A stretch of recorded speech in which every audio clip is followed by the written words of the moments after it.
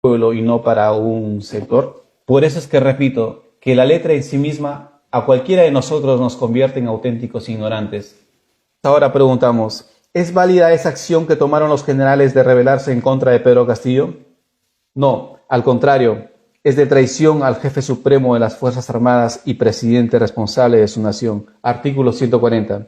Pues la convulsión que se dio y que todavía se ve en las calles no fue por la no rebelión de Pedro Castillo como presidente del Perú, sino por la rebelión de los generales que estos sí han traicionado al presidente que personifica su nación, motivo por el cual se ha desatado la trifulca de terrorismo entre Estado y su población civil que autentican una guerra y guerra civil, que por consecuencia existen ya más de 60 muertos declarados y una desorientada manifestación por causa de la usurpación de poder que actualmente, aferrados al cargo, intenta sosegar a la población que tiene el legítimo derecho de insurgencia.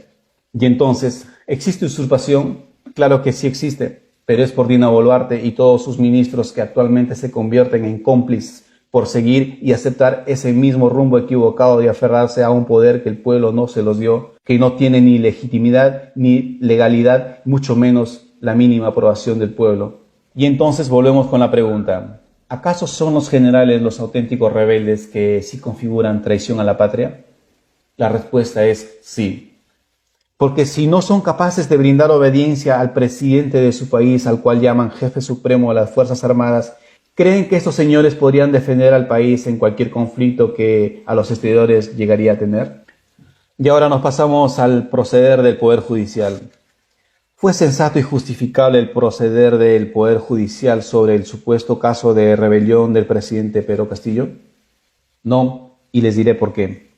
Ante esa eventualidad que se presentaba donde con claridad se apreciaba la inestabilidad emocional del presidente Pedro Castillo al leer ese copiado discurso que por misterio no se dijo quién lo habría escrito ni entregado, lo primero que debió hacer el Poder Judicial es enviar una orden para que se investigue cuáles fueron los motivos por el cual el presidente Pedro Castillo mostraba esos signos de nerviosismo y cuáles fueron las inducciones que le habrían obligado a hacer ese mamarracho de exposición que no contaba con respaldo alguno, si es que esto fue por manipulación de sus asesores o entes extraños, o si es que en realidad era producto de un acuerdo pactado entre los correspondientes que debieron participar para que sea ejecutada esa pronunciación de lectura, pero que en la práctica no tenía soporte alguno.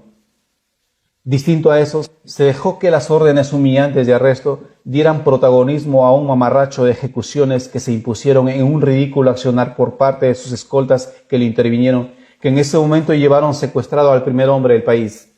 Entonces abrimos a criterio la pregunta.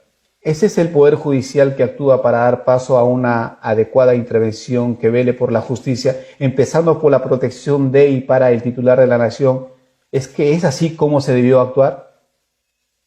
Definitivamente, su parcializado accionar nos mostraba también que como poder de la nación se sumaba a la misma brecha que jugaba, conspirando por el puesto presidencial de este país que llamamos Perú, por lo que nunca se preocupó por investigar los enredos que les pusieron a Pedro Castillo como presidente a realizar esa barbarie de lectura que dio en ese día, que como papel dijimos no se supo ni quién lo escribió ni por qué se lo leyó. Ahora pasemos a la Fiscalía. Era necesario que la Fiscalía intervenga sobre este propósito que a leguas descubrimos que fue planificado todo ese accionar, que de forma conspiradora buscó hacer caer al presidente que encabeza la representación de esta nación.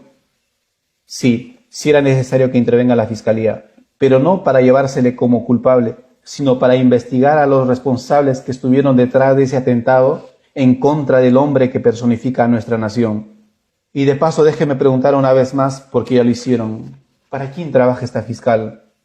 Sin embargo, hemos de responder, nunca hubo ninguna consumación, tampoco hubo rebelión por parte del presidente Pedro Castillo, y si de ejecutado concreto hubiera sido por las causas ya explicadas en esta línea de juicio que hacemos, tampoco hubiera sido motivo para que la fiscal intervenga. Al contrario de eso, vemos que la fiscalía que investiga el delito nunca encontró las verdaderas caretas que jugaron y juegan para que hoy sí existe el claro delito de usurpación y dictadura que tienen secuestrado el poder, que de momento quitaron a Pedro Castillo, pero que no se atreve a declararlo y mucho menos a investigarlo.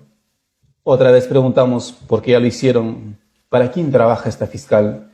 Pues como vemos, Este es un conjunto de la verdadera conspiración y delito que en contubernio trabajan, y con pena tengo que decirlo, para hundirse más, porque de acuerdo a la ley que del cielo se dicta, pagarán duras consecuencias por ese acto de traición, siendo que aún dicen y se hacen llamar poderes autónomos, pero que a sus espaldas revelan que un cero les interesa la verdadera democracia que dicen respetar y que en la práctica hoy vienen a atropellar. Mas el caso ya está resuelto. Tenemos que declarar que no hay delito alguno por parte del presidente Pedro Castillo y que diga lo que se diga, para que este país recupere su estado natural y sea devuelta la democracia. La única puerta abierta que queda es que esas personalidades que ocupan el cargo en grado de usurpación, de la manera más reflexiva posible que sea, se les exige que devuelvan esa responsabilidad a los que por elección del pueblo les fue digno de entregar. No sin antes tienen que pedir perdón al Dios, quien es el que ha permitido que sea revelado con claridad este caso, y al pueblo peruano por el aberrante asalto que le hicieron, que terminaron por desangrarlo como país, y por el abuso impuesto de poder que secuestraron a su presidente. Sin nada más que decir en este caso, ante este recinto de público abierto, he de remitirme a declarar el veredicto y fundar así la merecida sentencia por la restauración de este país. Por el poder que se me otorga, levanto mi mano al Dios del cielo y declaro fundado desde aquí el veredicto que favorece a José Pedro Castillo Terrones en su posición como auténtico presidente constitucional y jefe supremo de las Fuerzas Armadas de este glorioso país llamado Perú.